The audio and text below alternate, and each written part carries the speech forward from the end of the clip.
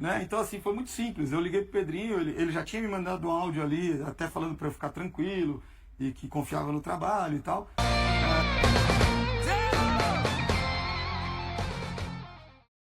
Vi grandes jogos daquele Cruzeiro, você citou agora 2, lembro do jogo contra o São Paulo no Morumbi, que apesar de São Paulo ter vencido, no primeiro tempo tomou um chocolate do Cruzeiro, e um jogaço contra o Botafogo, campeão de tudo no ano passado, no Newton Santos, 3-0 ali, de gala mesmo, apesar do Cássio ter feito uma partidaça, o teu Cruzeiro jogou demais, esse jogo aí que a gente está mostrando no telão.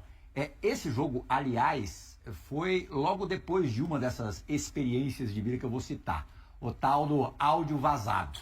A resposta do time foi altamente positiva. Sim. Bom, você primeiro teve que viver com a situação do time que te colocou numa posição privilegiada no Campeonato Brasileiro, precisar ser modificado, porque fizeram uma janela estratosférica. Como é que foi isso? Como é que você lidou com o áudio vazado? E a terceira experiência de vida que te deixa mais cascudo, o trabalho interrompido num momento especial desse trabalho. O quanto que isso doeu em você? Foram desafios difíceis, assim, mas o áudio, ele não foi tão difícil para mim quanto as pessoas podem imaginar, porque a conversa referida no áudio, ela nunca aconteceu. Né? Então, assim, foi muito simples. Eu liguei pro Pedrinho, ele já tinha me mandado um áudio ali, até falando para eu ficar tranquilo e que confiava no trabalho e tal. Aí eu falei, não, eu não tenho dúvida disso, presidente. O único ponto importante que eu acho é fundamental é que os jogadores saibam que essa conversa não aconteceu. O áudio pode ter acontecido ou não, isso não me importa, mas a conversa não aconteceu. Pô, e ele foi muito parceiro, no dia seguinte foi no clube, reuniu os jogadores e falou, eu nunca falei com o Seabra dessa maneira. E aí tudo ficou bem tranquilo. E, na verdade, o meu maior desafio talvez fosse convencê-lo a fazer isso.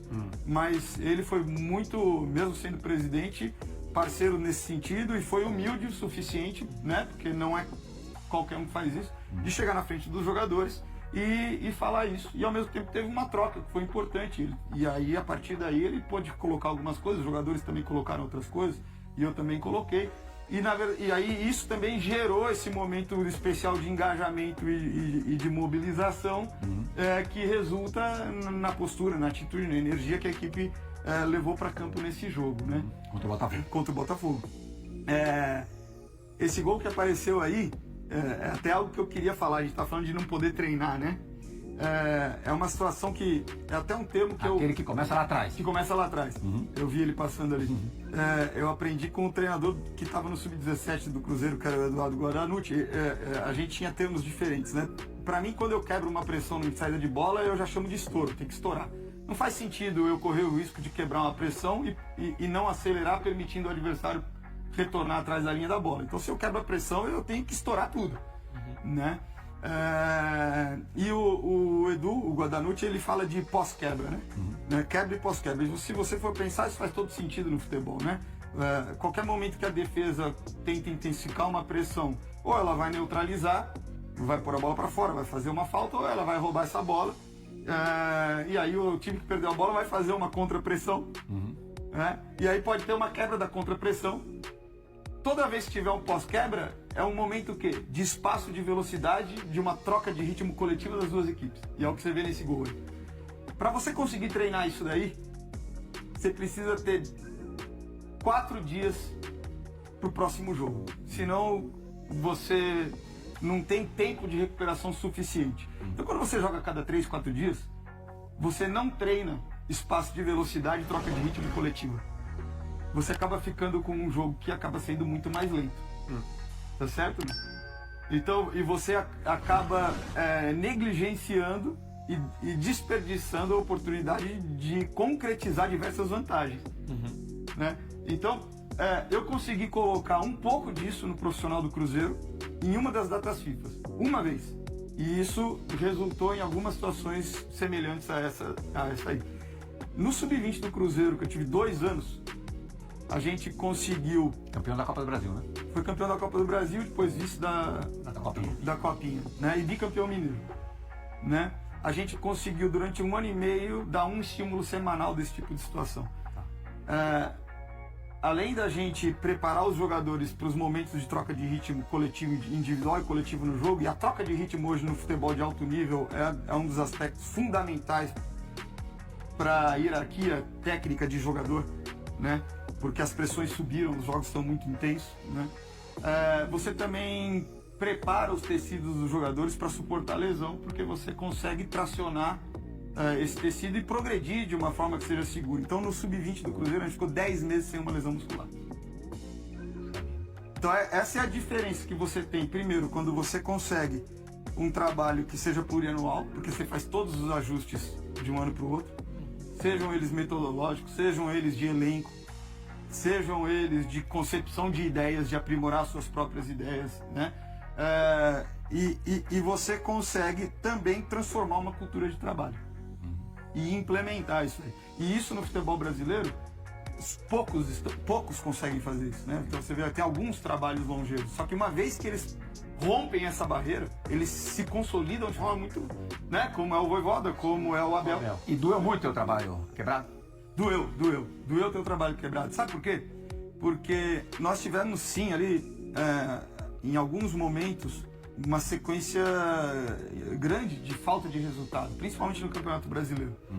Porque a gente foi perdendo alguns jogadores por lesão. Então a gente teve o Rafa Silva, que era um dos jogadores mais decisivos do início do Campeonato Brasileiro, a gente perdeu por lesão. Depois a gente perde o Verón, depois a gente perde o Arthur. Tem momentos que a gente está jogando com o Caio Jorge de 9 e o Barreal de ponta. E sem uma opção de banco. Aí o Lautaro nós perdemos por lesão também. Então, é muito difícil você jogar duas competições com o elenco curto. E naquele momento o setor ofensivo em especial ele ficou curto mesmo que fosse para uma competição só. E a gente consegue passar pelo Boca Juniors e consegue, no jogo contra o Libertad, tem o retorno, mas o retorno de verdade, porque eles fizeram 20, 25 minutos do segundo tempo contra o São Paulo, porque era ainda uma fase de adaptação ao retorno. Mas contra o Libertad sai jogando o Verón, sai jogando o Lautaro, a gente mexe a estrutura naquele momento para o que a gente tinha para um 4-4-2 e faz um grande jogo contra o Libertad. Tem muita gente que 2-0, né? Em Assunção. 2-0 e podia ter sido 4. Muita gente fala que o último jogo bom que o Cruzeiro fez foi o do Botafogo. Tá errado, foi o do Libertad, fora de casa. A tua despedida. Não, eu fiz o... Fez um jogo depois contra o Cuiabá. Fiz um jogo contra o Cuiabá depois. Então, a minha sensação naquele momento é que assim, a tempestade passou. A gente conseguiu atravessar a tormenta. Porque os atacantes voltaram, a gente tá com opção, o time se sentiu bem no 4-4-2 e fez um baita de um jogo. Aí a gente tem um jogo circunstancial contra o Cuiabá, que é 3 dias depois do Libertad, e a gente tem a volta contra o Libertad. E aí contra o Cuiabá a gente tem um desgaste, a gente poupa alguns titulares e empata jogando fora com o Cuiabá, 39 graus só tava naquele dia. Pouco úmido. Pouco úmido, tem uma expulsão no final do jogo, ainda assim cria chances, né? E conquistou um ponto fora de casa, um vestiário tranquilo depois do jogo. E aí realmente eu fui surpreendido, porque a minha leitura do processo como um todo é de que o pior momento tinha passado e que a gente ia concretizar uma vaga na semifinal e a confiança e as condições, né, concretas para se obter resultado estavam restabelecidas.